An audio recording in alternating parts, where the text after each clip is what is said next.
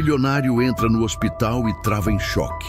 Um menino sujo e magro está abraçado à sua filha doente. Antes que ele chame a segurança, o olhar do garoto o desmonta.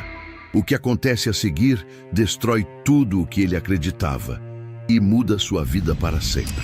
Antes de começarmos essa história emocionante, deixe aqui abaixo nos comentários de que cidade você está assistindo e um curtir no vídeo para continuar acompanhando. A porta do quarto 407 estava entreaberta. Eduardo Mendes não batia antes de entrar. Nunca. Não por arrogância, mas por hábito. Afinal, era o pai da paciente e também o homem mais influente no conselho do hospital. Mas naquele instante, ele desejou ter batido. Ao empurrar a porta devagar, o que viu fez seus pulmões travarem. Um menino sentado ao lado da cama de Isadora, sujo, roupa rasgada, cotovelos ralados, um boné surrado cobrindo metade do rosto, e mesmo assim, tão imóvel, tão silencioso, tão presente. Seus dedos pequenos envolviam a mão da menina, sua filha, que dormia profundamente, respirando com dificuldade, os fios do monitor cardíaco presos ao peito. O mundo girou. Por um segundo, Eduardo achou que era um sonho ou um pesadelo. Deu um passo para trás, como se o chão tivesse ficado inclinado. O som do monitor bipando, lento e constante, perfurava o silêncio como uma gota d'água em um cômodo vazio. Quem é você? Sua voz saiu mais baixa do que ele esperava, seca, ameaçadora. O menino ergueu os olhos, e naquele olhar havia algo que Eduardo não conseguia decifrar. Não era medo, não era arrogância, era ternura.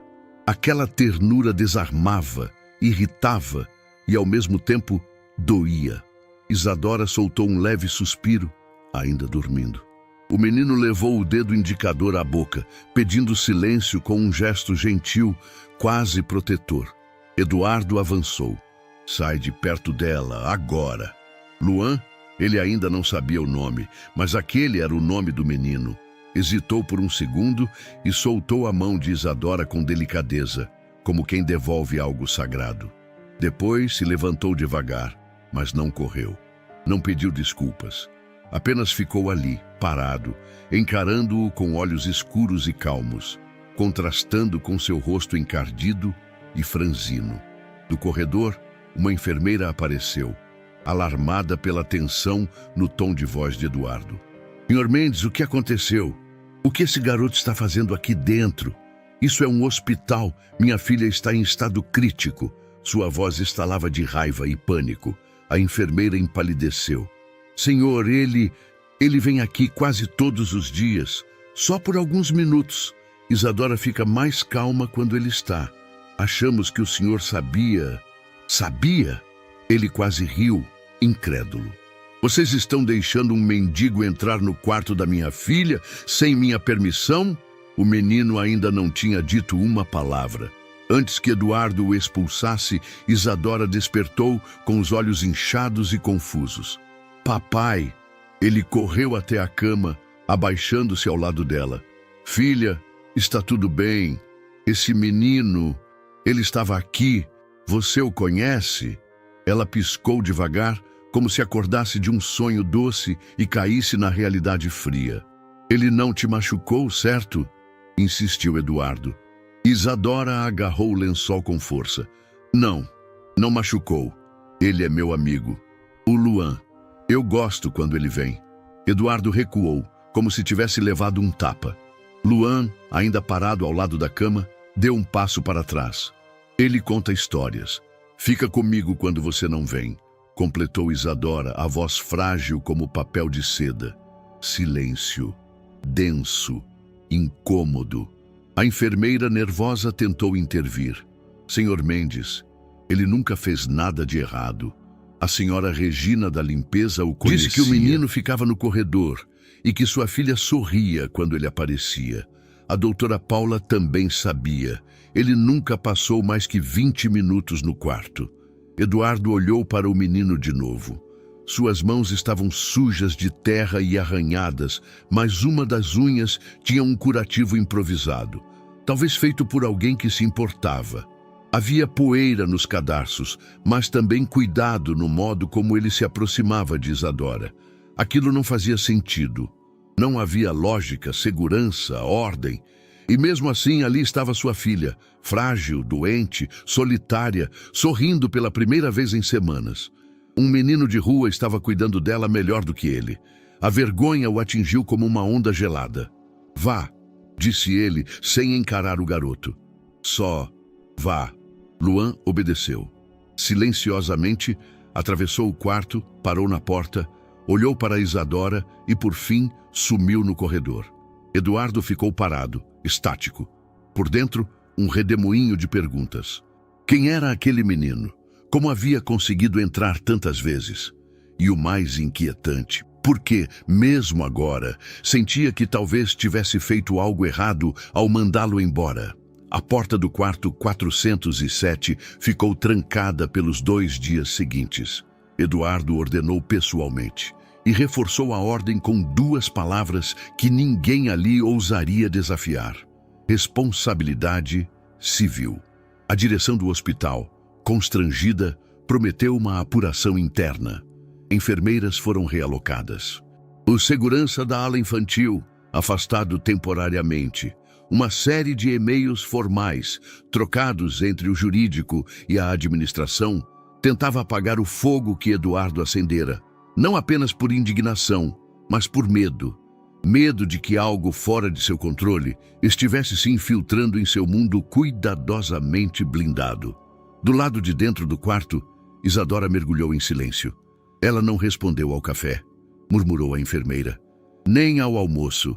Só bebeu água, respondeu outra. A pediatra-chefe, doutora Paula, de rosto sereno mas firme, chamou Eduardo para uma conversa no final da tarde. Senhor Mendes, entendo sua posição, entendo sua raiva, mas sua filha não comeu direito desde que o menino foi afastado.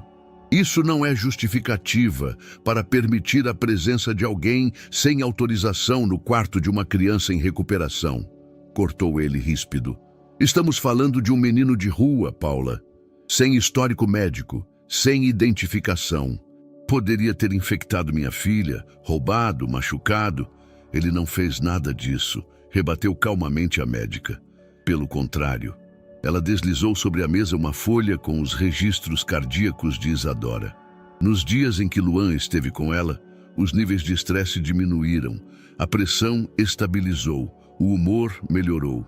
Isso não é coincidência. A menina sente falta dele. Eduardo respirou fundo, apertando os olhos com a ponta dos dedos. Paula, eu não sei o que fazer com isso. Talvez não precise fazer nada agora. Só permitir que ela veja o menino mais uma vez. Supervisionado. 30 minutos. Se não for benéfico, cortamos. Mas do jeito que está, Isadora está se retraindo. Isso é mais perigoso do que qualquer bactéria que ele possa carregar. Na manhã seguinte, Eduardo estava parado do lado de fora do hospital, ao lado do segurança recém-reintegrado. A calçada ainda cheirava a café derramado e asfalto quente. O fluxo de carros deixava o ar tremendo com o calor. Ele costuma aparecer aqui entre as 7 e 7h30, disse o segurança. Fica ali, perto do canteiro. E ali estava ele, Luan, sentado de cócoras com um pão amanhecido nas mãos e uma garrafinha de plástico pela metade. Seus olhos passeavam discretos pelos rostos apressados, como se procurasse um sinal invisível. Eduardo avançou. Parou a 2 metros do menino. Luan. O garoto ergueu os olhos com lentidão, reconhecendo-o. Senhor, por que você entrou no quarto da minha filha? Silêncio. Só o barulho distante de ambulâncias e buzinas. Ela estava chorando. A resposta veio como uma flecha de simplicidade. Você não tinha permissão, mas ela estava chorando. Eduardo passou a mão no queixo. Parte de si ainda queria expulsar aquele menino da cidade, mas outra parte, mais silenciosa, mais perigosa, queria entender o que havia naquele olhar calmo. Você não é parente, não tem ficha, não pode simplesmente invadir um hospital. Eu não invadi, respondeu Luan, olhando nos olhos dele pela primeira vez. A janela estava aberta. O homem respirou fundo. A médica permitiu uma visita, curta, supervisionada, e depois disso, acabou. Está claro? Luan assentiu. Havia respeito no gesto, mas também um tipo de resistência silenciosa. Ele não era submisso, nem insolente. Era outro tipo de força. Dócil, porém intacta. O reencontro entre Isadora e Luan durou 26 minutos. Eduardo assistiu de longe, do vidro espelhado da sala ao lado. Luan entrou tímido, tirando o boné ao ver a menina. Ela abriu um sorriso instantâneo. Tentou se sentar, mas tossiu. Ele segurou a almofada para apoiá-la. Sentaram-se lado a lado. Ela começou a falar sobre uma borboleta que havia visto pela janela. Ele respondeu com uma história de quando tentou capturar uma com um saco plástico e acabou caindo num laguinho. Eles riram. De verdade. Eduardo sentiu um peso estranho no peito. Uma cena tão simples, mas tão inacessível para ele. Ao final da visita, quando Luan foi chamado para sair, olhou para Eduardo no corredor e disse: "Obrigado. Foi só isso." Mas naquele obrigado não havia submissão, nem medo, nem bajulação. Apenas um reconhecimento limpo, quase nobre, dignidade. Eduardo demorou para processar o sentimento que aquilo gerou, mas algo em sua barreira começou a ceder. O dia amanheceu com um céu pálido, coberto por uma neblina espessa que parecia sussurrar pelos becos. O vento batia gelado, levantando sacos plásticos e folhas secas ao longo da calçada quebrada. Sob uma marquise de concreto úmido, escondido atrás de 2 contêineres enferrujados, Luan abriu os olhos ao som de um alarme distante. Era o toque do hospital. Seu corpo doía. O chão, irregular e duro, não oferecia conforto. A manta que usava era fina, quase translúcida pela quantidade de furos. Ainda assim, ele se levantou com uma agilidade resignada. Havia aprendido a acordar rápido. Dormir demais, ali, era perigoso. Podia significar voltar com menos do que chegou. Ou nem voltar. Limpou os joelhos com as mãos, mesmo que isso não mudasse a sujeira. Enfiou os dedos entre os cabelos desgrenhados para desalinhar um pouco os nós e prendeu o boné surrado sobre a cabeça. Depois, apanhou do bolso uma folha de papel dobrada com cuidado. Seu único tesouro naquela manhã era um desenho. Isadora, sentada numa cama com asas de fada. Ele, ao lado dela, segurando uma borboleta amarela com as 2 mãos. E no canto inferior da folha, uma estrela com o nome Luan, escrito em letras grandes e tortas. Ele queria que ela visse. Do outro lado da cidade, Eduardo tomava café preto amargo, enquanto encarava 3 fotos dispostas na mesa de vidro. À sua frente, o detetive particular que contratara falava com precisão profissional. As imagens foram captadas em diferentes pontos nas últimas semanas. Aqui, apontou, ele está dormindo atrás do hospital, embaixo de um toldo improvisado. Aqui, comendo do lixo do refeitório. E nesta, aceitando uma marmita da funcionária da limpeza. Ela foi identificada como Regina Lopes, trabalha na ala de esterilização. Eduardo observava tudo sem dizer uma palavra. O contraste era gritante. Ali, em sua sala de reuniões de 26º andar, cercado por mármore importado, luminárias escandinavas e painéis de vidro que refletiam o skyline da cidade, via a imagem de um menino com a pele encardida dormindo sobre papelão. "Alguma identificação?" perguntou. "Nada. Sem certidão de nascimento. Nenhum registro em escola pública. Não aparece em sistema de abrigos. O único dado útil veio de uma conversa com um jornaleiro na Zona Oeste. Ele mencionou um casal de velhos que abrigou o garoto por um tempo. Parece que a mulher morreu e o homem foi internado num asilo e o menino ficou por conta própria." Eduardo assentiu lentamente. Aquilo explicava o vazio nos registros. O garoto não existia no papel. E ainda assim estava lá, segurando a mão de sua filha como se fizesse parte de tudo o que mais importava. "Continue acompanhando. discretamente. O detetive fez que sim com a cabeça e se retirou. Eduardo pegou uma das fotos e a girou entre os dedos. Luan estava agachado num canto, encolhido contra a parede do hospital, com um copo de plástico entre os joelhos. Seus olhos, mesmo mal iluminados, mostravam o que ele se recusava a admitir em voz alta. Aquele menino não era só um indigente, era algo mais, algo que ele ainda não sabia nomear. Luan se aproximou da lateral do hospital como quem anda sobre cacos de vidro. Cada passo era calculado. Sabia que, depois do que aconteceu, não podia entrar, mas também sabia que não podia ficar longe. Não quando Isadora o esperava. Ela o esperava. Ele sentia isso. Em alguma parte do corpo, talvez nos ombros cansados, talvez no estômago vazio, ela ainda o chamava. Escondeu-se entre duas árvores no estacionamento dos fundos, onde a janela do quarto dela, às vezes, ficava aberta. Ele não podia ver o interior, mas o simples fato de estar ali, tão perto, o fazia respirar melhor. Ele segurou o papel dobrado.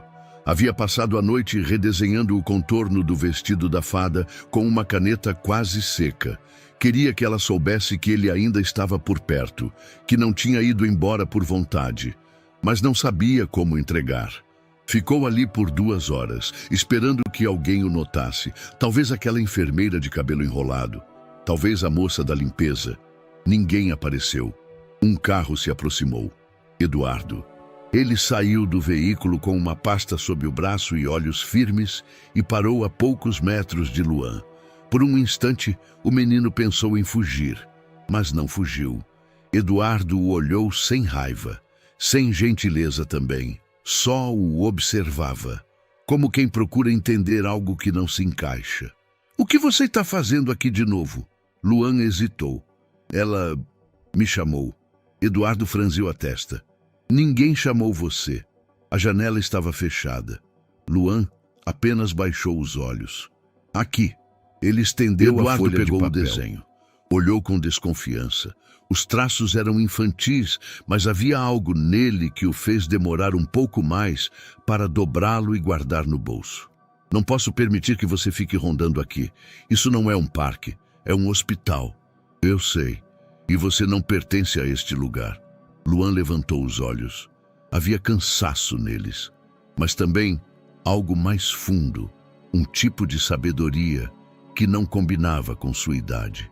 "Eu nunca pertenço a lugar nenhum." Silêncio. Eduardo prendeu a respiração por um instante. "Volte para o que quer que seja sua casa. Não quero ter que chamar ninguém para te tirar daqui." O menino assentiu, mas não se moveu imediatamente. "Só diz para ela que eu passei." Eduardo não respondeu. Apenas entrou pela porta lateral. Luan caminhou até a estação velha no fim da tarde. Lá, sob um viaduto, outros meninos acendiam uma pequena fogueira com pedaços de jornal. Ele se aproximou, dividiu o resto da maçã que guardara e deitou sobre um pedaço de lona. Um dos garotos perguntou: "Você vai voltar amanhã?" Luan olhou para o céu encoberto. A lua mal se via entre os fios e os cabos que cortavam o céu como cicatrizes. "Vou."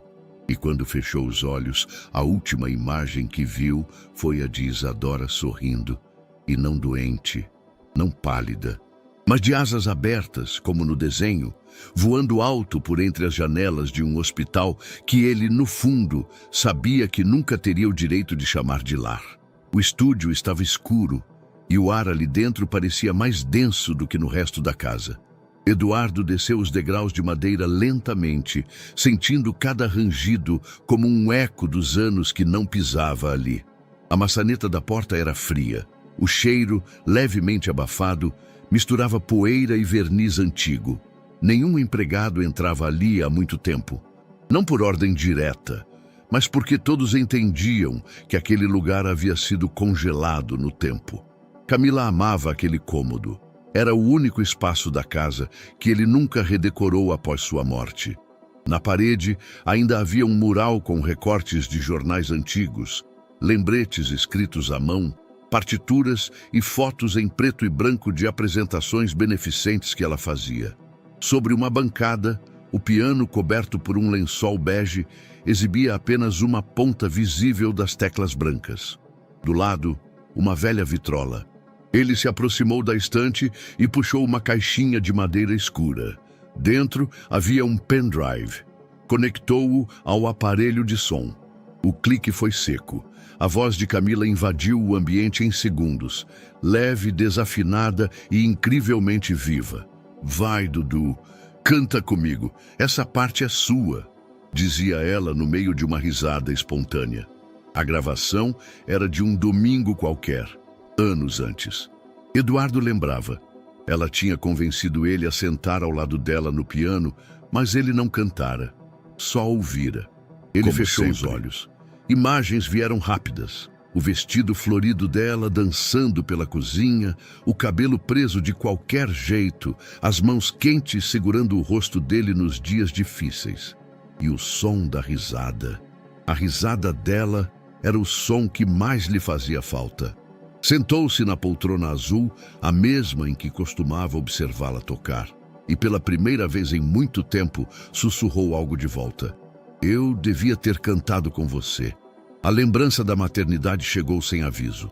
Camila, suada e esgotada, segurava Isadora nos braços com um brilho nos olhos que Eduardo jamais conseguiria esquecer. O quarto estava cheio de flores, mas ele só conseguia olhar para o rosto delas duas. Ela tem seus olhos, mas a minha teimosia, disse Camila sorrindo. Naquele momento, tudo parecia inteiro, simples e eterno. Mas agora, tudo o que restava era um corpo frágil numa cama de hospital, conectado a fios e monitores. Isadora dormia com a mesma expressão da mãe, os olhos semicerrados, a testa levemente franzida. Até a forma como ela torcia os lábios em repouso era idêntica. Isso partia Eduardo por dentro. Ele evitava encarar a filha por muito tempo. Não por descaso, mas porque cada traço dela era um lembrete cruel do que havia perdido e do que ele próprio havia deixado morrer em silêncio. No hospital, a rotina parecia andar em círculos, mas naquele dia, uma pequena exceção quebrou o ciclo. Luan apareceu de novo. Veio com um pote de vidro nas mãos. Era um frasco reaproveitado com tampa de plástico vermelho e mel dentro. Amarrado no pescoço do pote, um barbante segurava um papel grosso com a letra miúda e torta de criança, para Isa ficar doce de novo. Regina, a mulher da limpeza, viu o menino parado perto do portão de serviço e, depois de hesitar, levou o presente à pediatra-chefe. Doutora Paula leu o bilhete 2 vezes. Onde ele está? Lá fora, esperando. Ela fechou os olhos por um instante, respirou fundo e disse: traz ele, mas só por 10 minutos. Na sala da ala infantil, 2 enfermeiras cochichavam. Ele vai entrar de novo? A doutora deixou. Está sob supervisão. Mas e se o pai souber? Já não proíbe mais, só não gosta. O nome Eduardo Mendes carregava peso, mas ali, dentro daquela equipe, a influência não apagava a humanidade. Quando Luan entrou no quarto, Isadora já estava acordada. O rosto, antes apagado, reacendeu em segundos. Você voltou... Trouxe uma coisa, disse ele, sem fazer cerimônia. Ela esticou a mão com dificuldade e ele colocou o pote sobre o colo dela com cuidado. Depois, tirou do bolso outro papel, dessa vez com uma colagem improvisada de flores feitas com papel de bala. É para chamar borboleta, colar na janela. Eu não consigo levantar. Eu colo. E colou, com fita adesiva emprestada. Depois se sentou. Ficou ali, calado, olhando para ela. Eles não precisavam falar. A presença bastava. Eduardo observava tudo do corredor, em silêncio. A cena feria e curava ao mesmo tempo. Um menino sujo, sentado ao lado de sua filha, colando papel na janela com uma delicadeza que ele mesmo não sabia se conseguiria imitar. Não havia pressa, nem fingimento, nem agenda. Era só um gesto limpo. quase puro. Camila teria chorado. Luan foi embora sem dizer muito. Apenas acenou com a cabeça e saiu com a mesma leveza com que entrou. Do lado de fora, algumas funcionárias começaram a tratá-lo com menos rigidez. "Oi, garoto. Tudo bem?" disse uma delas, segurando um pacote de bolachas. "Tá sim. Obrigado", respondeu com um leve sorriso. Aos poucos, ele deixava de ser ameaça e passava a ser conhecido. Não havia documento, ficha médica ou autorização formal. Mas havia algo maior. Ele fazia bem a alguém. E isso, dentro daquele prédio de concreto e códigos de conduta, começava a bastar. À noite, Eduardo retornou ao estúdio. A voz de Camila continuava lá. Repetia a música, os trechos desafinados, o riso fácil. Mas dessa vez, ele não sentou na poltrona. Sentou-se ao piano. Colocou os dedos sobre as teclas, sem pressioná-las. Ficou ali, apenas sentindo o frio do marfim sob a pele. Pensou em Isadora, pensou em Luan, pensou no silêncio que ocupava sua vida desde o dia em que Camila se foi, e no quanto esse silêncio vinha sendo preenchido pouco a pouco por vozes novas, vozes que ele ainda aprendia a escutar. O relógio marcava 11h47 quando Isadora começou a tremer. A enfermeira Mariana notou primeiro. Estava ajustando os cabos do oxímetro quando viu a pele da menina mudar de cor, do pálido habitual para um vermelho febril que se espalhava rápido pelo rosto e pelo pescoço. Os olhos dela piscavam com mais lentidão, como se algo por dentro estivesse afundando. "Isadora?" chamou, se aproximando. A menina não respondeu, apenas gemeu, o som fraco como um estalo de papel amassado. A temperatura disparou. 39,7! gritou Mariana, já acionando o botão de emergência. A equipe correu para dentro. Monitor, soro, gase fria. A pediatra Paula surgiu em segundos. Os batimentos estavam acelerados, o corpo tremia e os olhos vidrados davam sinais de que algo interno havia saído de controle. Na recepção, o nome Isadora Mendes começou a circular pelos fones de ouvido e sussurros apreensivos. Na cobertura de um edifício empresarial do centro, Eduardo discutia fusões e projeções de capital com outros 4 executivos. A sala era cercada por painéis de LED exibindo gráficos em tempo real. Na mão, uma caneta Montblanc girava entre os dedos, como sempre fazia quando queria acelerar uma decisão. Com a nova expansão, a proposta da Zenside passa a ser mais que viável, dizia o CFO. O telefone de Eduardo vibrou no bolso do paletó. Ele não atendeu. Vibrou novamente. E de novo. "Com licença", disse, já se levantando, o maxilar tensionado. Enquanto isso, nos fundos do hospital, Luan esperava sentado entre 2 cilindros de oxigênio vazios, num vão esquecido entre a lavanderia e a ala de hemodiálise. Ele não devia estar ali, mas sabia dos caminhos que ninguém conhecia. Regina, a mulher da limpeza, havia deixado uma brecha. "Se ela precisar de você, eu aviso", dissera ela dias atrás. Mas hoje, algo diferente o impulsionara a ir por conta própria. Uma inquietação estranha, como se algo dentro dele dissesse que Isadora não estava bem. E então ele ouviu. Gritos abafados, correria. Algo dentro da alma enrijeceu. Luan saiu correndo pelo corredor técnico, atravessou a ala do almoxarifado, ignorou os olhares de repreensão de 2 enfermeiras e parou na porta do quarto 407. Dentro, caos. "Isadora!" gritou, forçando a entrada. "Ei, garoto, você não pode..." começou alguém.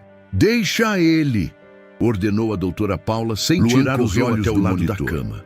Isadora estava com os lábios arroxeados. Um fio de baba descia do canto da boca. Ele agarrou a mão dela com força. "Isa, tá me ouvindo? Eu tô aqui." Um dos batimentos desacelerou. O monitor reagiu. Um som agudo soou. Depois estabilizou. Pequeno, quase imperceptível. mas bastou para fazer todos prenderem a respiração. Paula observou aquilo com uma surpresa que não sabia nomear. Na sala de reunião, Eduardo ouvia o relato da assistente com uma frieza desesperada. Não interrompia, não reagia, apenas escutava. E então desligou.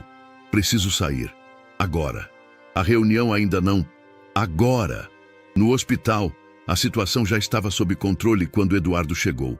Luan ainda estava no quarto, sentado ao lado da cama, a mão pequena da menina presa à dele como uma âncora. Isadora dormia, estabilizada, mas esgotada. Paula esperava na porta. Ela teve uma reação sistêmica aguda. A febre disparou e afetou a oxigenação. Por pouco não perdeu a consciência por completo. Mas o menino viu, correu, gritou, chamou ajuda. Ele salvou tempo precioso. E talvez mais do que isso. Eduardo entrou devagar. O quarto estava silencioso. A luz da janela desenhava sombras no lençol. O monitor apitava baixo, ritmado. Luan não olhou para ele, só ficou ali concentrado na respiração de Isadora. O que você estava fazendo aqui? Esperando. Você não devia. Mas eu vim mesmo assim. Eduardo ficou em silêncio. Ela tá melhor? Vai ficar. O menino fez menção de sair, mas Eduardo falou antes. Obrigado. A palavra saiu engasgada, mas saiu. E pela primeira vez foi sincera. No refeitório dos funcionários, o burburinho era inevitável. Foi ele quem salvou a menina. O menino da rua? Sim, o que ninguém queria por perto. E agora? Agora é diferente. O vídeo da equipe médica correndo pelo corredor com Luan à frente circulou entre celulares e mensagens privadas. Não vazou para a imprensa, ainda, mas no hospital ele já era conhecido como o menino que acordou a emergência. No carro, a caminho de casa, Eduardo não conseguia parar de ver a imagem do quarto, a mão de Luan sobre a de Isadora. A mesma delicadeza que ele vira dias antes, agora com um peso novo. Não era mais só sensibilidade, era ação, era presença. E mais do que tudo, era a evidência de que ele, Eduardo Mendes, estivera ausente. E que alguém, completamente alheio ao seu mundo, havia estado lá no momento mais crucial. Aquilo o atingiu com força. O caminho até a pequena cidade no interior era longo e silencioso. O carro de Eduardo cortava os campos abertos, deixando para trás a paisagem urbana com seus arranha-céus reluzentes, lojas de grife e cafés com paredes de vidro. Agora, tudo à sua volta parecia mais lento. Casas de fachada desbotada, pessoas sentadas nas calçadas, bicicletas apoiadas em troncos de árvores. A estrada de terra final que levava à chácara era estreita, ladeada por cerca viva e postes de madeira. Eduardo observava tudo com um misto de desconforto e curiosidade. Estava ali por um nome, Agenor, um homem sobre quem não sabia quase nada, mas que, segundo o relatório entregue por seu detetive particular, tivera um papel fundamental na vida do menino que agora vivia nos arredores do seu próprio universo, Luan. O carro parou diante de um portão de madeira gasto. Uma placa pendurada dizia Chácara Luz Divina. O nome parecia irônico, quase cômico, diante do cenário simples e gasto que se apresentava. Ainda assim, havia uma beleza sutil na desordem do lugar. O tipo de beleza que nasce do cuidado silencioso, não da ostentação. É aqui, disse o detetive saindo do carro. Do alpendre, uma senhora de avental floral acenou, indicando a entrada. Era funcionária do abrigo onde Agenor agora vivia, adaptado dentro da antiga residência. Eduardo desceu devagar. Seus sapatos de couro afundaram levemente na terra fofa. O cheiro de forno a lenha e ervas secas flutuava no ar, carregado de memórias que não eram dele. O senhor Agenor está no quarto dos fundos. Vai ser bom para ele falar com alguém, disse a mulher. Eduardo seguiu pelo corredor estreito, observando as fotos antigas nas paredes. Festas de São João, crianças com fantasias de papel crepom, Um homem e uma mulher sorrindo ao lado de um menino de cabelos bagunçados. Ele reconheceu o menino. Era Luan, muito mais novo, mas com o mesmo olhar quieto, atento. No quarto, um homem magro estava sentado em uma cadeira de balanço, coberto por um cobertor xadrez. Tinha a pele marcada pelo tempo e os olhos ligeiramente enevoados, mas vivos. "Senhor Agenor?", chamou Eduardo com a voz baixa. O velho ergueu o rosto devagar. "O senhor é da assistência social?" "Não, meu nome é Eduardo. Eu vim saber sobre Luan." Os olhos de Agenor brilharam imediatamente. A expressão endurecida suavizou-se num instante e ele ajeitou-se na cadeira como se estivesse se preparando para contar uma história que sabia de cor. "O Luan? Ah, o nosso menino. Ele viveu com o senhor?" "Viveu, sim. Entrou na nossa vida como um raio de sol numa manhã gelada. Eu e Madalena encontramos ele na varanda, dentro de uma caixa de papelão. Estava enrolado num pano velho, tremendo de frio. Devia ter o quê? Uns 6, 7 meses no máximo." Eduardo escutava em silêncio. Madalena, ela pegou ele no colo como se fosse filho. E foi, desde o primeiro dia. Botamos o nome de Luan porque ela achava bonito. Disse que significava luz. E era isso mesmo. Ele iluminava a casa. Agenor olhou para o vazio por alguns segundos, antes de continuar. "A gente não tinha luxo, mas tinha amor. Dava leite morno, pão com manteiga, roupa lavada no tanque. Ele dormia entre nós nas noites de trovão. Tinha medo de escuro, mas nunca chorava muito. Era um menino de alma quieta." Sentiu um nó na garganta. O modo como aquele homem falava era como ouvir alguém narrando a vida de um filho legítimo. "E por que ele saiu?" Agenor respirou fundo. A resposta parecia doer. Quando Madalena adoeceu, ele ficou triste. Passava o dia todo no quintal, desenhando no chão com um galho. A gente via que ele já carregava alguma saudade dentro dele. Não falava disso, mas carregava. Quando ela morreu, foi como se a luz da casa apagasse. Eu fiquei doente pouco depois. Fui parar no hospital, depois me trouxeram para cá. E ele desapareceu. O velho estendeu a mão e puxou uma caixinha de papelão surrada debaixo da cadeira. De dentro, tirou um envelope com cuidado. Entregou a Eduardo. "Ele me deixou isso, não falou nada. Só colocou aqui do lado da cama no dia em que foi embora." Eduardo abriu com cautela. Dentro havia 2 desenhos. O primeiro mostrava o casal sorrindo, de mãos dadas com um menino.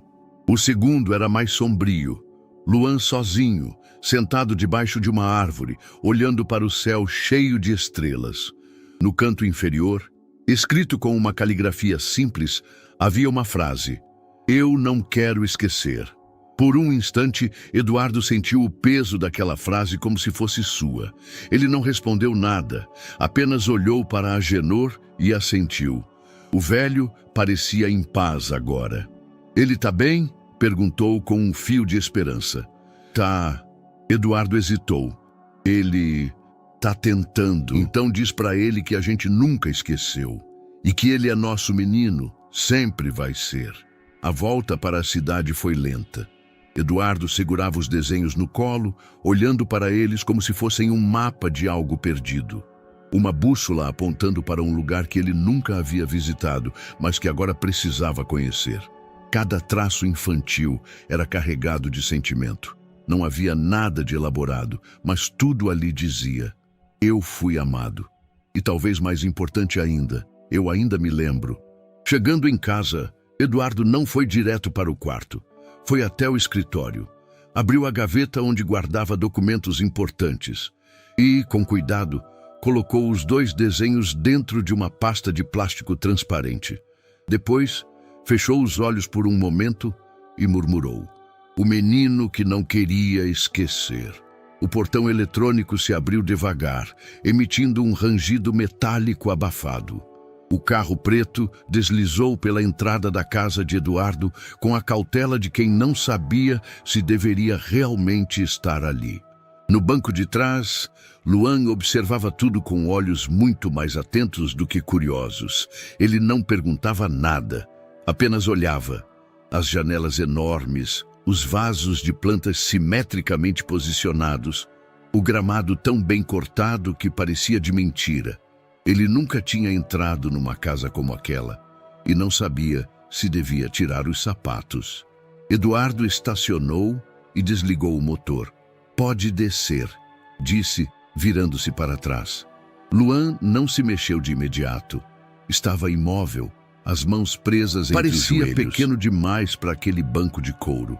"É só por um tempo", completou Eduardo, como quem precisasse justificar para si mesmo a própria decisão. O menino assentiu, pegou sua sacola, uma mochila gasta pendurada por um só lado, e desceu. A casa era silenciosa, não havia som de televisão nem cheiro de comida, só o leve zunido do ar-condicionado e o ranger do piso de madeira sob os passos de Eduardo. "Você vai ficar nesse quarto aqui", disse, abrindo uma porta no corredor lateral. O cômodo era pequeno, mas confortável. Cama arrumada, prateleiras vazias, uma escrivaninha de madeira clara. Havia até uma janela que dava para o jardim. Luan olhou ao redor como quem pisava em um cenário de outro mundo. A primeira coisa que fez foi tirar os tênis, mesmo sem que ninguém dissesse nada. Depois colocou a mochila sobre a cama com cuidado. Não a abriu. "Tem toalha no banheiro e roupas novas no armário, qualquer coisa que precisar." Eduardo hesitou. "Você me chama." Luan não respondeu, só assentiu de novo. A simplicidade do gesto o fazia parecer um adulto silencioso em corpo de criança. Naquela tarde, Isadora estava mais acordada do que o habitual. Sua febre havia sumido. Os exames mostravam pequenas melhoras. Mas o que realmente mudara era o tom da sua voz. Ela estava animada. Queria saber se Luan viria visitá-la. Perguntou 3 vezes à enfermeira. "Não sei, querida", respondeu a moça com cautela. "Talvez ele esteja ocupado hoje." Mas às 17 horas em ponto, Luan apareceu na porta do quarto. Não usava mais a camisa surrada de antes. Vestia uma camiseta azul simples, calça de moletom e um par de tênis limpos. Os cabelos, lavados. A pele do rosto ainda tinha marcas, mas o brilho nos olhos parecia mais forte. "Você veio", disse Isadora, sorrindo com a boca cheia de pontos de soro. Ele se aproximou devagar, sentou-se ao lado da cama e tirou do bolso um papel dobrado. Era um novo desenho. Uma ponte ligando 2 montanhas, com uma menina de um lado e um menino do outro. "Agora a gente está no meio da ponte", disse ele. "E onde termina? Ainda não sei." A notícia da presença de Luan na casa de Eduardo se espalhou em círculos pequenos, mas ruidosos. A primeira a questionar foi a governanta, que o encontrara no corredor do andar superior. "Esse menino é da rua?", perguntou, num tom meio contido, meio assustado. Eduardo respondeu com uma frieza cortante. "Ele está aqui porque eu permiti e vai continuar até segunda ordem." Depois vieram os vizinhos. Uma senhora do condomínio ligou para a secretária de Eduardo para expressar preocupação. Disfarçava como gentileza, mas a mensagem era clara. O menino não era adequado para aquele ambiente. E então vieram os comentários no clube. "O que você acha da história do Mendes? Dizem que tem um mendigo morando com ele agora. É verdade isso? Tô ouvindo cada coisa. Que o menino dormia no hospital. Isso deve ser jogada de marketing. Alguma campanha social, sabe como é." As especulações se espalhavam como pólvora entre taças de vinho e e-mails com cópia oculta. A presença de Luan incomodava não pelo que ele era, mas pelo que ele lembrava às pessoas, que a realidade, às vezes, escapa da bolha. No hospital, a equipe médica também começou a se dividir. "Você acha mesmo seguro ele morar com o pai da paciente?", cochichava um enfermeiro. "O menino tem ajudado. Ela reage melhor com ele por perto", respondia a doutora Paula. "Mas e se algo der errado? E se não der?" A questão não era mais apenas ética, era emocional. Havia um equilíbrio novo sendo testado, e ninguém sabia ao certo se era temporário ou o começo de outra coisa. Naquela noite, Eduardo preparou 2 pratos de sopa. Um para ele, outro para Luan. Os 2 comeram em silêncio, na mesa da cozinha, iluminados por uma única luminária amarelada. Luan comia devagar, segurava a colher com educação inesperada. "Tá bom?" perguntou Eduardo. O menino assentiu. "Não tem gosto de hospital." Eduardo sorriu. Um sorriso curto, mas honesto. Mais tarde, já deitado, Eduardo leu as manchetes em seu celular. Uma delas o fez parar. Executivo renomado abriga menino de rua ligado a paciente internada. Caridade ou imprudência? A matéria não citava nomes, mas era evidente. A foto da fachada da casa aparecia ao fundo. Um blog local havia capturado a entrada do carro com Luan ao lado. Ele bloqueou a tela e soltou um suspiro longo. Estava começando. No quarto ao lado, Luan desenhava. Dessa vez, era uma árvore com raízes longas e galhos que se estendiam além da folha. No meio do tronco ele escreveu: "Ainda é cedo para saber, mas talvez aqui também dê sombra." E por algum motivo que não soube explicar, Eduardo dormiu melhor naquela noite. O barulho do telefone interrompeu o silêncio da casa antes mesmo do sol nascer. 3 toques. Silêncio. Depois, uma notificação vibrando. Em seguida, outra. E mais outra. Eduardo já estava acordado, mas não saiu da cama. Sentia que alguma coisa estava por acontecer. Algo que havia se formado silenciosamente nas entrelinhas dos últimos dias e agora finalmente se tornava visível, inevitável. Quando pegou o celular, o coração deu um pequeno salto. "Já viu isso? Urgente! Você precisa responder logo. Olha a capa do portal agora, é grave." Abriu o link. A matéria estampava a tela como um tapa. "Milionário abriga mendigo suspeito ao lado da filha doente. Hospital confirma contato direto com paciente imunossensível." Abaixo da manchete, uma imagem borrada. Luan, com a mochila pendurada num ombro só, entrando no hall da casa. A legenda não deixava dúvidas. Menino de origem desconhecida, envolvido emocionalmente com paciente infantil, agora mora sob o mesmo teto de um dos empresários mais poderosos do país. A primeira reação de Eduardo não foi raiva, foi náusea. A segunda, um cansaço quase físico. Na cozinha, o café fervia na chaleira, mas ninguém se lembrou de desligar. O som de passos apressados subia do andar inferior. Um funcionário tentou alertá-lo, mas Eduardo já estava vestido, celular na mão, mandando mensagens curtas para os diretores da empresa. "Reunião extraordinária, sala 9, 10 horas. Presença obrigatória, todos." No prédio sede da Mendes Global, os corredores pulsavam com boatos. A recepção fora invadida por repórteres. As redes sociais da empresa estavam repletas de marcações. O nome Eduardo Mendes ocupava o 2º lugar nos Trending Topics nacionais. Na sala de reuniões, os conselheiros o esperavam com rostos tensos. Havia relatórios impressos, recortes da internet, projeções de crise, notas de risco jurídico.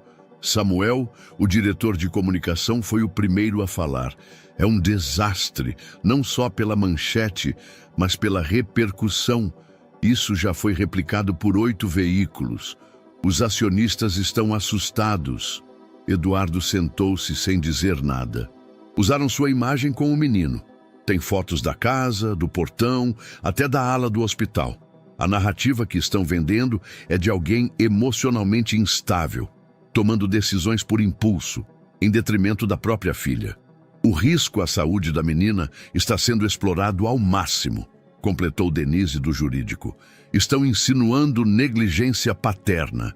A matéria cita fontes médicas, ainda que não comprovadas, que sugerem risco biológico. E o mercado? Queda de 4% nas ações da holding. A projeção para o próximo trimestre já foi revista por 2 bancos de investimento e estão pressionando por um pronunciamento seu. Samuel cruzou os braços. "Eduardo, a pergunta que todos querem resposta é: você pretende manter o menino sob sua tutela?" O silêncio que se seguiu durou segundos, mas pareceu um peso de toneladas. Pretendo, disse ele enfim. Houve uma explosão contida de reações, suspiros, trocas de olhares, cabeças balançando. Isso é suicídio reputacional, disse um dos conselheiros. É princípio, rebateu Eduardo. Você não pode salvar o mundo com o nome da sua empresa, disparou outro. Eduardo se inclinou para a frente, os olhos calmos, mas firmes. Eu não estou tentando salvar o mundo. Estou tentando salvar a mim mesmo. Em casa, Luan sentia o clima mudar. Os funcionários falavam menos com ele. A cozinheira, antes cordial, agora evitava contato visual. Um jardineiro comentou alto no telefone, de propósito. Vai acabar sobrando para todo mundo essa história. Luan não perguntava, apenas observava. No fim da tarde, viu Eduardo chegar mais tarde que o normal. O homem passou reto, subiu as escadas sem tirar os sapatos, fechou a porta do quarto com mais força do que o necessário. Luan soube que algo estava errado. Eduardo se trancou no escritório por 2 horas. Leu a matéria, linha por linha, viu os comentários. Alguns o chamavam de herói, outros de louco, outros de criminoso. Milionário se desequilibra emocionalmente após perda da esposa e põe em risco a filha em troca de redenção pessoal. Era isso que diziam. Ele largou o celular, apoiou os cotovelos na mesa e ficou ali, em silêncio, encarando nada. Mais tarde, Isadora perguntou por ele. Ele tá bem? Acho que tá cansado, disse Luan. Ele fica estranho quando a TV fala dele, completou a menina. Luan não entendeu muito bem, mas assentiu. Depois, tirou um papel do bolso e escreveu algo simples. É só mentira se a gente desistir da verdade. Dobrou e deixou sobre a mesa de Eduardo, antes de ir dormir. No dia seguinte, a imprensa acampou na frente da casa. Drones sobrevoavam o telhado. Repórteres perguntavam sobre o caso do garoto. Um blog publicou fotos antigas de Eduardo com a esposa falecida e sugeriu que ele nunca superou o luto. A pressão se tornava insustentável. Eduardo convocou uma segunda reunião, desta vez com os conselheiros mais próximos. Era hora de definir seu posicionamento público. Você precisa negar, dizer que foi mal interpretado, que o menino está temporariamente hospedado por um pedido do hospital, sugeriu Samuel. Não vou mentir. Então se afasta. Diz que está com problemas pessoais. Sai da frente da empresa. Protege o nome, pelo menos. O nome que não aguenta minha verdade. Não é meu nome. Você vai abrir mão de tudo isso? Eu estou abrindo espaço para uma coisa que vale mais. Naquela noite, Eduardo jantou em silêncio com Luan. O menino não perguntou nada, mas observava tudo. Isso tudo vai passar? Arriscou de repente. Eduardo demorou a responder. Não sei. Vai ficar tudo bem? Ele olhou para o garoto. Eu vou tentar fazer com que fique. Luan assentiu. Voltou a comer, mas por dentro algo se aquietava, porque pela primeira vez ele sentia que alguém não ia fugir. A intimação chegou numa manhã nublada, com o selo oficial do Conselho Tutelar estampado no envelope. Eduardo abriu o papel com os olhos semicerrados, como se já soubesse o conteúdo. Leu em silêncio, depois deixou o documento sobre a mesa da cozinha sem dizer nada. Luan, que o observava de longe, percebeu, mas não perguntou. A audiência seria dali a 7 dias. O objetivo: avaliar a adequação da permanência do menor Luan, sem vínculo legal ou tutelar, sob os cuidados provisórios de Eduardo Mendes. A palavra adequação ficou ecoando na cabeça dele por horas. No hospital, Isadora percebeu a mudança no pai assim que o viu. Aconteceu alguma coisa? Eduardo balançou a cabeça tentando sorrir. Nada que a gente não consiga resolver. Vai tirar o Luan daqui? A pergunta era direta, sem rodeios. O tipo de pergunta que Camila costumava fazer. Eduardo sentiu um baque no peito. Vão fazer uma audiência para decidir. Isadora encarou o teto por alguns segundos. Depois disse: posso escrever uma coisa para eles? Tipo, Uma carta? Pode, mas ninguém garante que eles vão ler. Mas alguém vai ver. Ela tinha razão. A carta foi escrita com letra torta, linhas desalinhadas e emoção crua. Oi, meu nome é Isadora. Tenho 9 anos e eu estou doente, mas estou melhorando. Acho que é porque o Luan me ajuda. Ele não é perigoso. Ele conta histórias e me ouve. Ele me faz lembrar da minha mãe, que também falava pouco, mas dizia coisas importantes. Se vocês tirarem ele, acho que vou ficar doente de novo. Porque às vezes a gente não melhora só com remédio. A gente melhora com gente que gosta da gente. Regina, a funcionária do hospital, fotografou a carta com permissão da menina. Mandou para a doutora Paula, que a postou em uma rede de médicos pediatras. Em menos de 24 horas, a carta chegou a mais de 80 mil compartilhamentos. Tornou-se uma espécie de manifesto silencioso. A hashtag Deixa o Luan ganhou força. E para o incômodo das autoridades, ganhou também simpatia popular. No dia da audiência, a sala do Fórum da Infância e Juventude estava lotada. De um lado, conselheiros, assistentes sociais e uma promotora pública. Do outro, Eduardo, de terno sóbrio, ao lado de seu advogado. Um homem discreto, de fala baixa. Luan, em silêncio, observava tudo de cabeça baixa. Isadora não pôde comparecer fisicamente, mas sua carta estava impressa em papel timbrado da unidade médica com o carimbo da pediatra. Esta audiência não visa criminalizar ninguém, começou a presidente do conselho.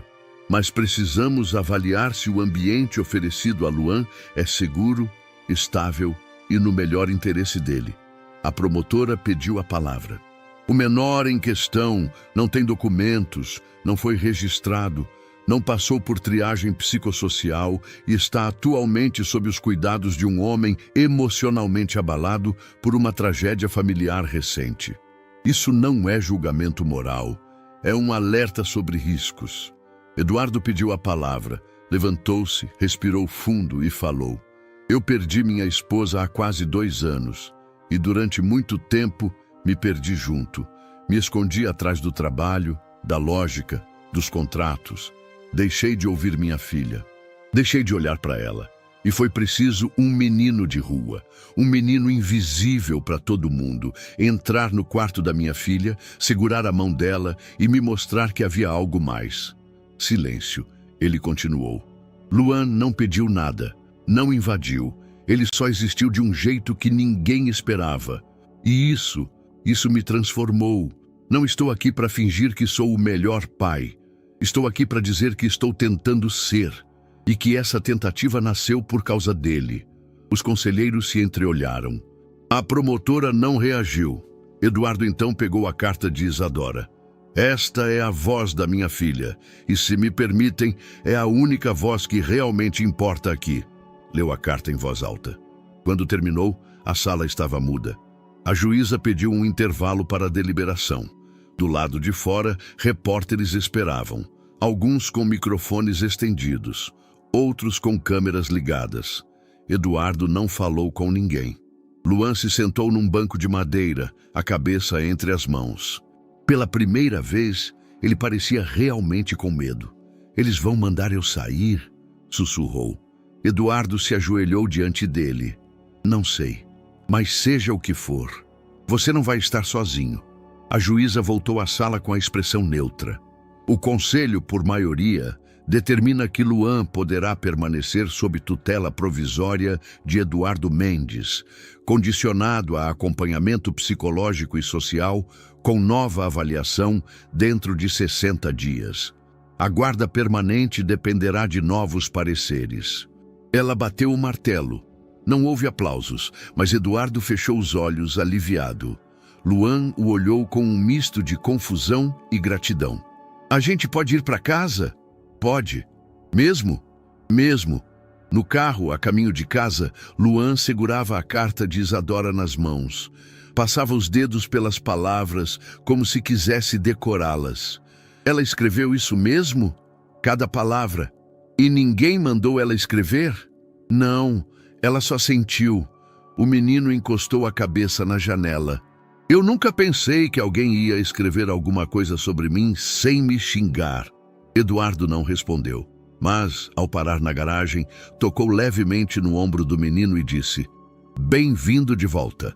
O documento chegou no fim da tarde, envelope timbrado, carimbo oficial, e uma frase curta destacada em negrito: "Tutela provisória deferida, vigência, 60 dias, sujeita a acompanhamento."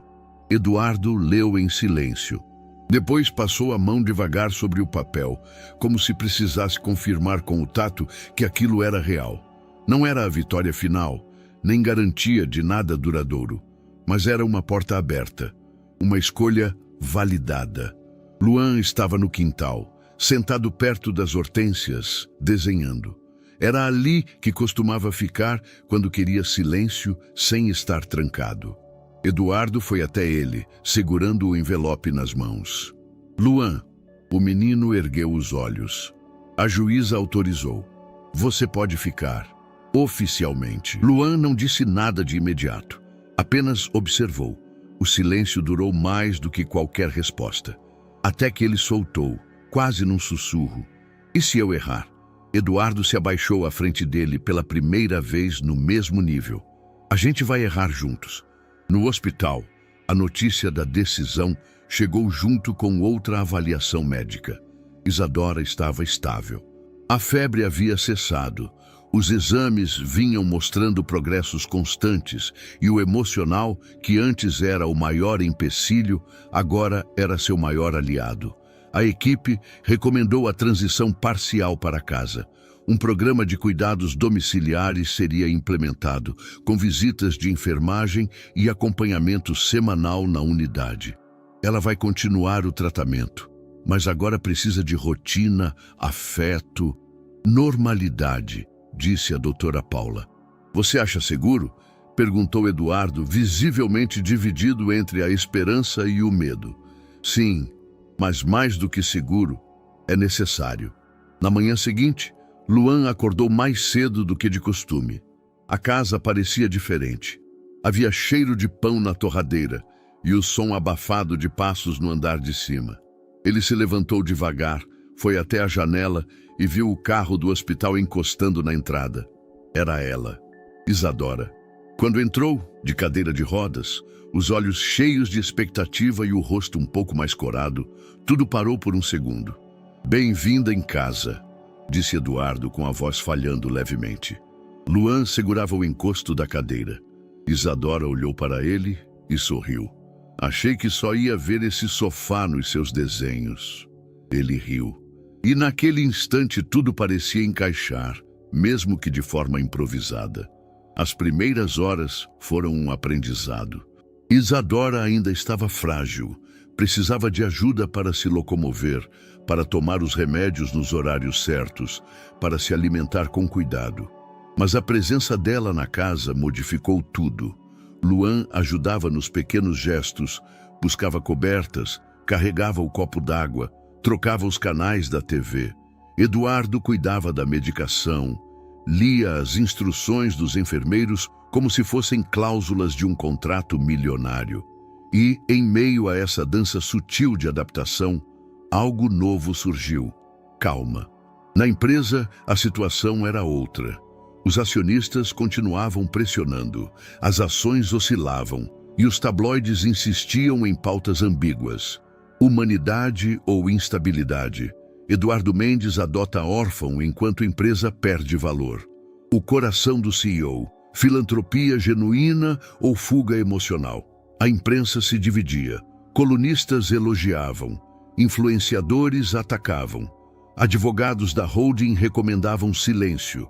Mas Eduardo tomou uma decisão: não dar entrevistas, mas também não se esconder. O que você quer que digamos à imprensa, então?" perguntou Samuel, novamente exaltado. "Que estamos aprendendo, como qualquer família. Isso não é marketing. Eu não quero que seja."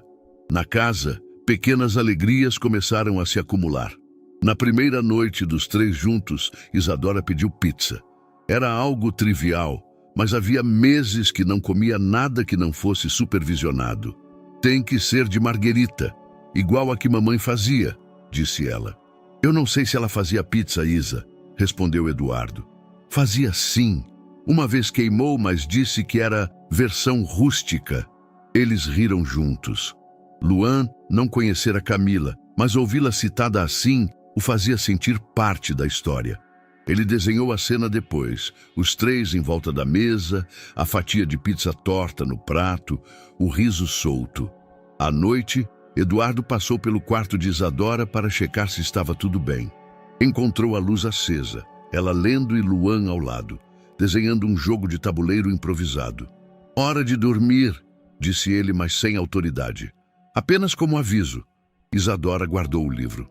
Pai, Eduardo parou na porta. Esse foi o melhor dia desde que mamãe se foi. Ele não respondeu, só assentiu. E ao sair, fechou a porta com cuidado, com reverência. Luan ficou acordado por mais um tempo. Deitado no colchão ao lado da cama de Isadora, olhava para o teto, onde haviam colado pequenas estrelas que brilhavam no escuro. Você acha que a gente vai conseguir ficar assim por muito tempo? Sussurrou. Isadora bocejou. A gente não tem que saber. Só tem que estar. Na varanda, Eduardo olhava para o céu. Tinha um copo de água nas mãos e os pensamentos em espiral. Pensava em Camila. Pensava em tudo que havia deixado escapar. Mas agora começava a pensar no que ainda podia construir. Não era muito, mas era suficiente. Era uma segunda-feira de céu nublado quando a carta chegou. Eduardo estava no escritório da casa, resolvendo pendências administrativas, quando a campainha tocou. A funcionária entregou um envelope manchado de umidade, sem remetente. Apenas seu nome escrito em letras finas e incertas. Para o senhor Eduardo Mendes, sobre Luan. Ele abriu com desconfiança. Dentro havia uma carta manuscrita em papel comum. O conteúdo o fez prender a respiração. Meu nome é Raquel, sou mãe do Luan. Dizem que estou morta, mas não estou. Tive problemas, sim, muitos, mas estou sóbria há mais de um ano. Quero ver meu filho. Não quero criar escândalo. Só preciso saber se ele está bem. E, se possível, se posso tê-lo de volta. Com verdade, com dignidade. Meu endereço está abaixo. Sei que pode não acreditar. Mas, por favor, venha ver. O papel tremia nas mãos de Eduardo. A primeira reação foi incredulidade. Depois veio a raiva. E, por fim, o medo. Frio, paralisante. Ele caminhou pela sala com passos curtos, tentando organizar os pensamentos. Precisava confirmar. Precisava saber se era verdade. Chamou o detetive. Mandou o endereço. Pediu descrição. Em 48 horas, a resposta chegou. Raquel Santos, 37 anos. Histórico de internações por dependência química. Morou em abrigo para mulheres durante 2 anos.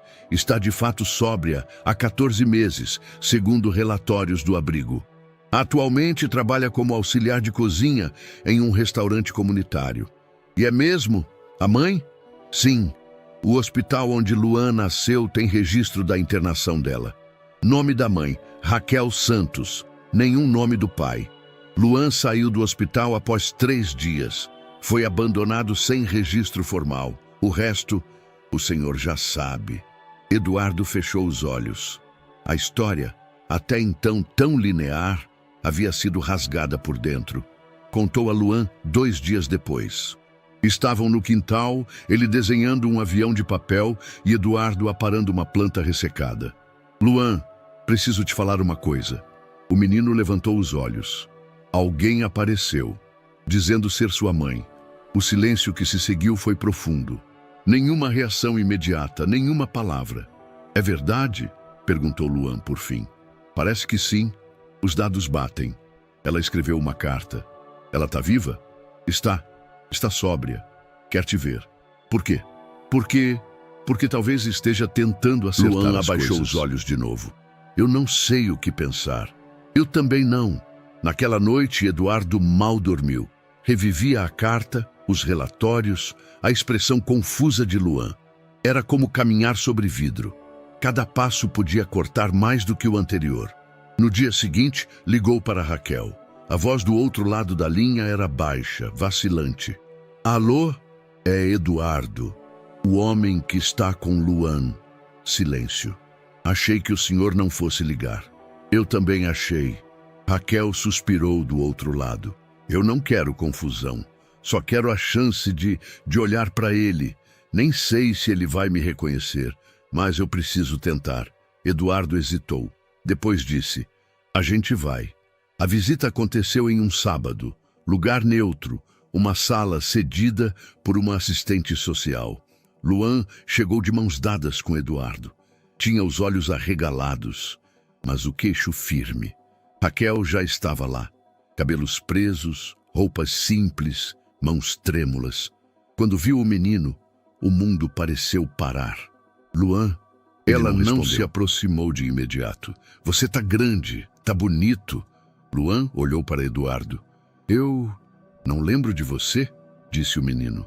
Eu sei, e você não precisa. Só queria ver você e te pedir desculpa por tudo. As lágrimas escorreram devagar. Não eram dramáticas, eram baixas, respeitosas.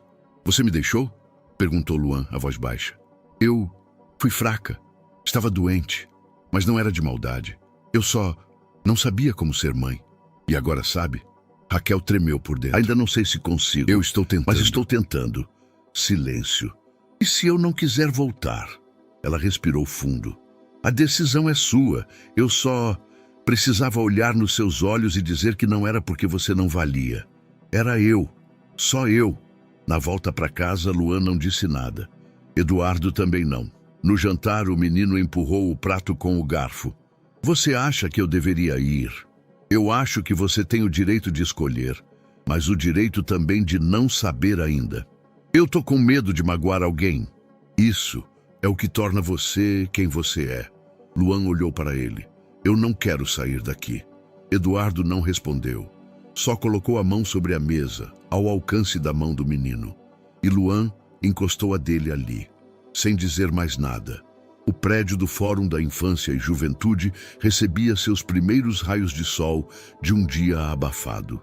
O corredor estava silencioso, exceto pelo som metálico da varredura dos detectores de metais. Advogados, assistentes sociais e funcionários passavam apressados. A tensão era quase palpável. Dentro da sala de audiências, o juiz já aguardava. A decoração era tradicional. Painéis de madeira escura, cadeiras forradas, uma mesa central com o brasão do tribunal. De um lado, a promotora, com documentos organizados em pilhas. Do outro, o advogado de Raquel, ajustando os óculos e revisando notas. Perto dali, 2 conselheiros trocavam olhares.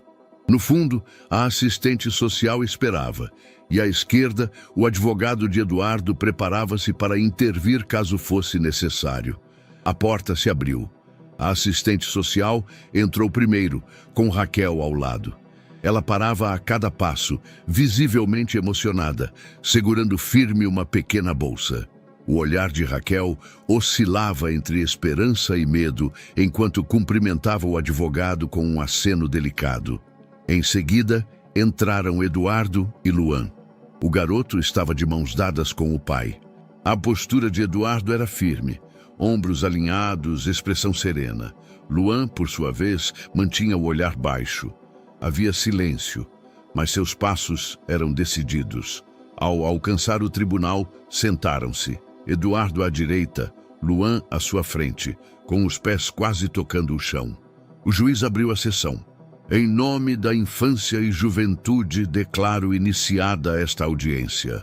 Estamos aqui para avaliar o pedido de reintegração familiar da mãe biológica, senhora Raquel Santos, e o pedido de continuidade da guarda provisória sob o senhor Eduardo Mendes.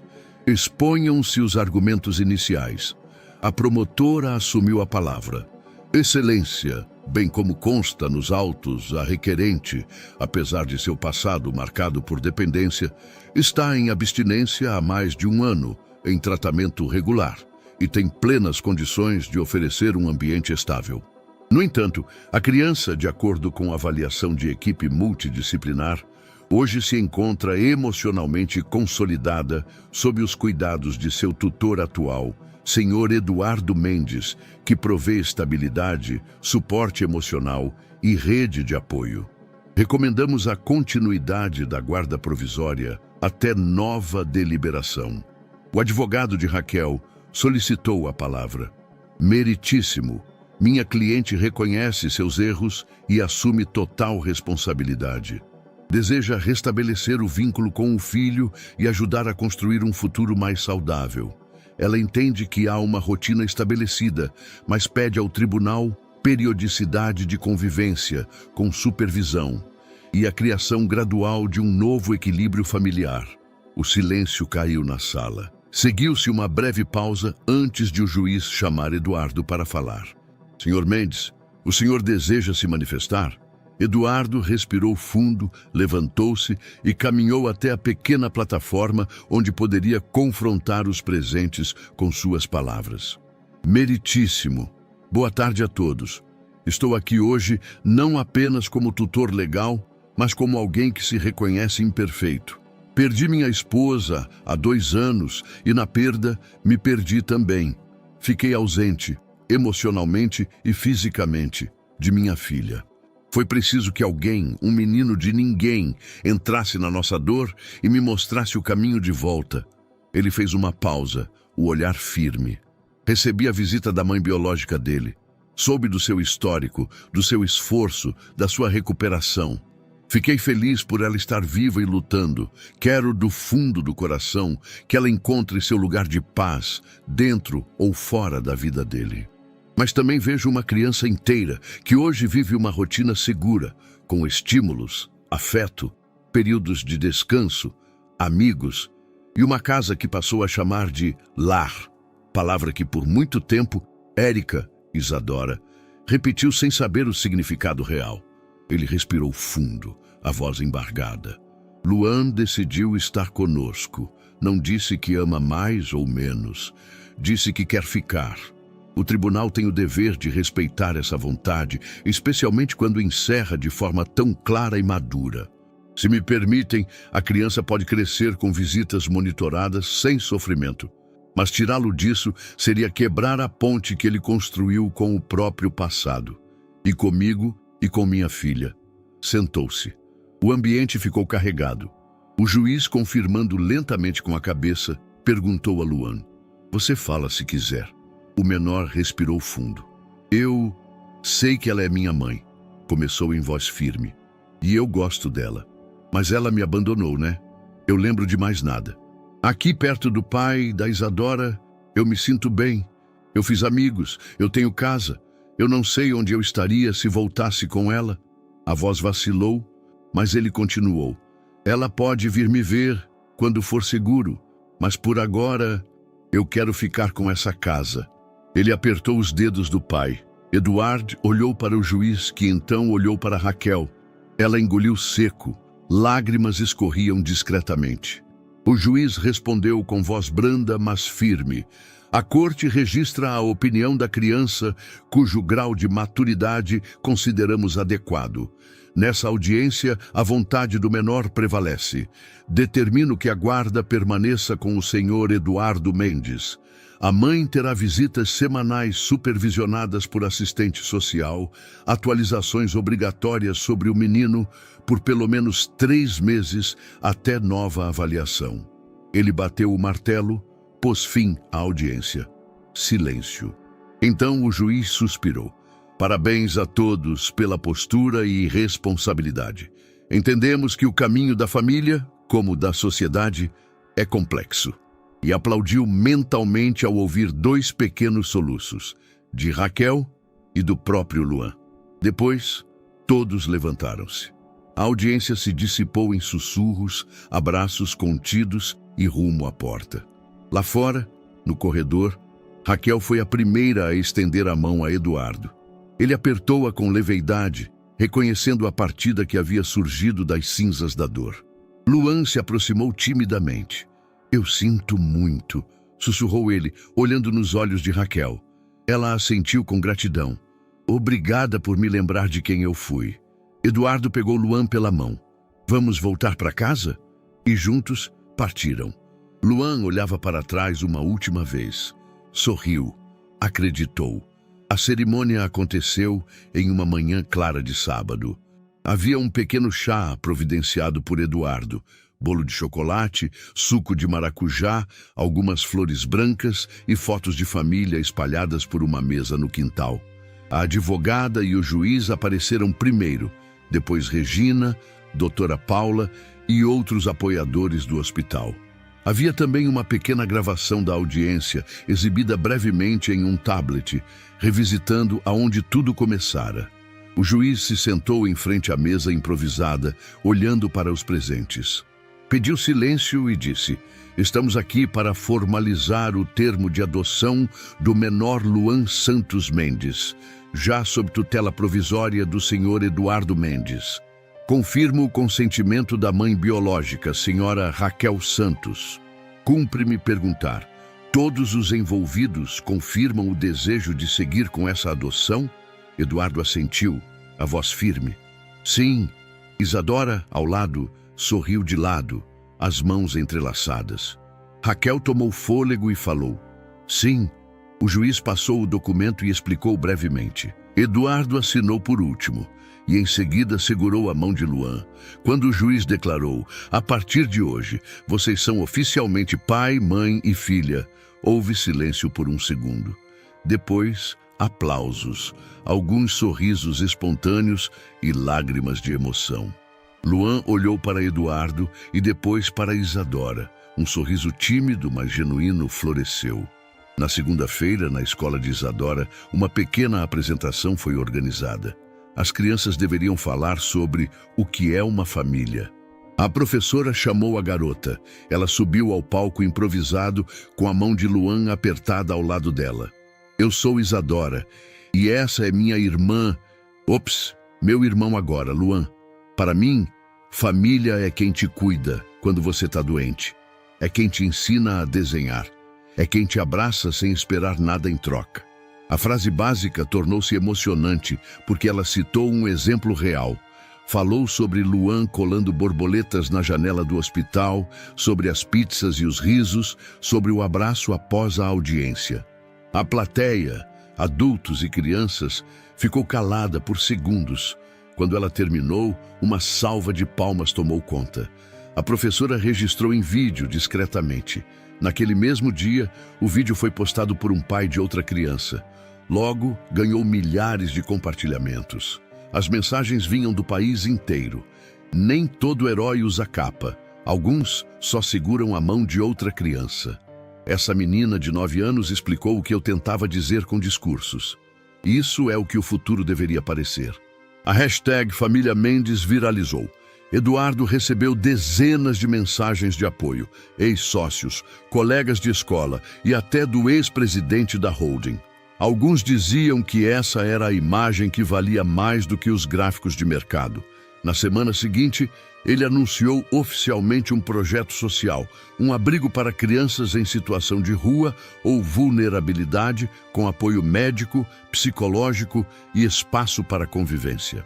O projeto se chamaria Abrigo Camila, em homenagem à esposa falecida, cujo nome sempre aparecia nos momentos mais frágeis que Eduardo enfrentava.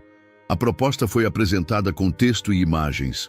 Uma casa grande com sala de convivência, quartos compartilhados, um pequeno gramado e salas para escola e psicologia. No lançamento, Eduardo fez um discurso. Camila acreditava que pequenas pontes são maiores que muros. Este abrigo é essa ponte. É uma forma de agradecer pelo que ela me ensinou. Que família não é só quem nasce, é quem escolhe ficar. No vídeo de lançamento, apareciam Luan, Isadora e Regina sorrindo ao lado do banner com o nome Abrigo Camila. A noite caiu suave. Na varanda da casa, os três, Eduardo, Isadora e Luan, sentaram-se juntos. Luzes de fada penduradas balançavam com o vento. Sem pressa, sentiram que, por enquanto, a história avançava de um jeito novo. Isadora apoiou a cabeça no ombro do pai. Luan encostou a cabeça na outra lateral. Eduardo olhou para as estrelas artificiais da varanda. Disse baixinho: Obrigado. Eles ficaram ali, em silêncio, seguros. Era pouco, mas parecia suficiente. Era lar. O caminhão chegou antes do previsto, estacionando em frente ao portão verde-oliva da nova casa.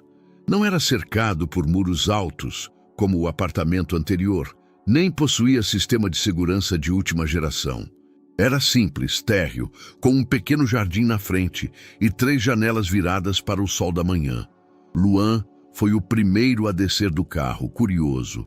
Isadora veio logo depois, segurando um vaso com uma planta torta que insistira em trazer. Eduardo parou na calçada, observando tudo em silêncio. Ali estava a casa que escolhera não por status, mas por propósito. Uma varanda espaçosa, um quintal para correr e um cômodo extra que já imaginava transformado em ateliê infantil. A mudança representava mais do que um endereço. Era o fim de um ciclo marcado por culpa, silêncio e muros invisíveis. Dentro da casa, o cheiro de tinta nova ainda estava presente. As paredes tinham cores suaves, areia, verde claro e um azul discreto no corredor. A sala principal estava vazia, exceto por um tapete grande e algumas almofadas no chão. A mobília ainda chegaria, mas por hora era o vazio que acolhia os 3. Isadora correu para os fundos e gritou: "Pai, tem um balanço!" Luan apareceu logo depois com um grito de surpresa. "E tem uma mangueira com esguicho! A gente pode brincar?" Eduardo riu pela primeira vez em dias. "Usem à vontade, mas sem molhar as caixas com os livros." Aquela casa não tinha luxos, mas tinha espaço para a vida. E era isso que Eduardo buscava: abrir mão do excesso para abraçar o essencial. A venda da cobertura e de um dos carros havia bancado não apenas o imóvel, mas também a primeira etapa do abrigo Camila, agora em obras a alguns quilômetros dali. Os sócios não compreenderam bem sua decisão, mas Eduardo sequer tentou justificar. Durante a tarde, montaram juntos as primeiras coisas. Isadora desenhava etiquetas para caixas. Quarto do Luan, coisas de comer, livros importantes, lembranças da mamãe. Eduardo carregava caixas com cuidado inusitado, como se estivesse organizando as peças de um novo mundo. Já Luan parecia em êxtase. Ria ao descobrir uma rede enrolada em plástico ou um jogo de dominó guardado por Camila anos antes. Quando a noite caiu, estavam exaustos. Comeram sanduíches na sala, sentados no tapete, entre caixas abertas e uma lanterna improvisada como luminária. Falavam sobre coisas simples: o gosto do suco, o cheiro das plantas, o som distante dos grilos no quintal. Era uma conversa sem pressa, feita de pequenas pausas e muitos sorrisos. Mais tarde, Luan encostou-se a Eduardo no sofá improvisado. "Essa casa parece mais nossa, porque ela é", respondeu Eduardo. "Cada canto aqui foi pensado para isso. A gente vai ficar aqui para sempre, enquanto for bom pra gente, enquanto for lar." No quarto ao lado, Isadora colava desenhos nas paredes. Um deles mostrava 3 figuras de mãos dadas, embaixo de um telhado inclinado. Acima, em letras coloridas, lia-se: "Agora é casa de verdade." Nos dias que se seguiram, a rotina se estabeleceu. Café da manhã com pão na chapa, Luan arrumando os livros na estante baixa, Isadora colocando flores do quintal em potes de vidro. Eduardo, aos poucos, se acostumava com o som de risadas de manhã, com o toque das mãos pequenas em seu braço e com a ausência daquela solidão gelada que costumava ocupar os corredores de sua antiga vida.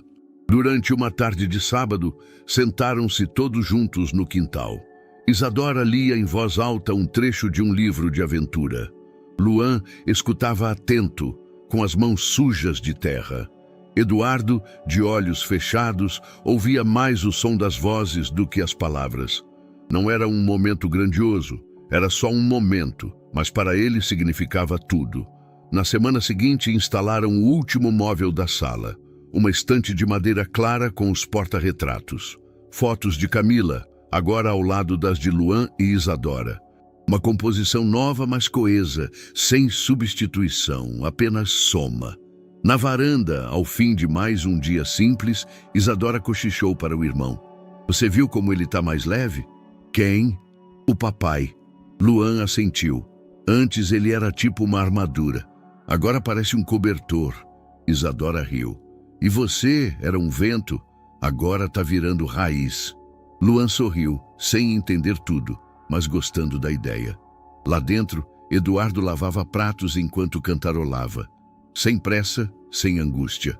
Ali, naquela nova casa, construída com perdas, renúncias e encontros inesperados, havia finalmente espaço para a paz.